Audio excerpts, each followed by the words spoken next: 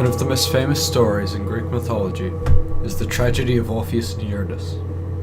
Orpheus's father was said to be Apollo, the god of the sun, his mother the muse Calliope. Owing to this heritage, he was an extraordinarily talented musician, whose music was so beautiful it could enchant even the gods. Once, while performing for both human and animal alike, Orpheus spotted a wood nymph among the crowd. She was called Eurydice. The two fell in love immediately and quickly decided to get married. Soon after their marriage, however, Eurydice would tragically be bitten by a snake and die. A grief-stricken Orpheus struck a bargain with his father. He, a mortal, would be allowed to descend into Hades and appeal to the lord of the underworld, Pluto, that his beloved may be returned to life.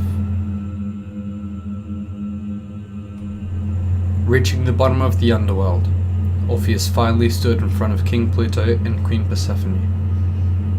Orpheus played for them and sang of his purpose and how he wished for Eurydice to be returned to him. The song melted the usually stone-cold heart of Pluto, and for the first time he cried. Pluto would grant Orpheus's wish, but only on certain conditions. Eurydice would follow him as he ascended out of Hades, but if Orpheus were to turn around and look upon her at any point before she reached sunlight, she would remain in the land of the dead for the rest of time. Thinking the task simple, Orpheus was overcome with joy and confidence. He took his leave from the king and queen, and began his journey back to the surface. As Orpheus climbed, he could not hear the footfall of his wife behind him. He could tell it was a trick, and continued on, strong and stoic.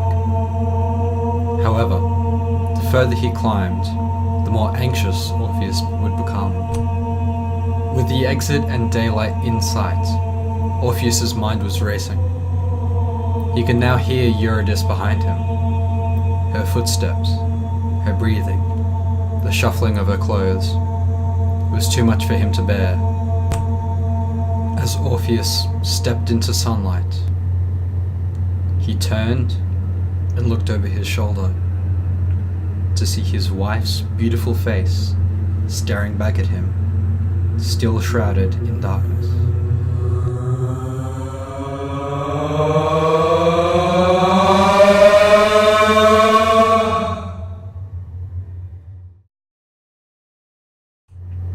Orpheus begged the gods to let him return into Hades, but they would not allow it.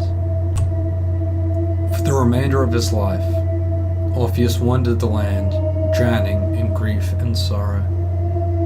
He no longer played joyous songs, only sad ones in mourning of his dear Eurydice.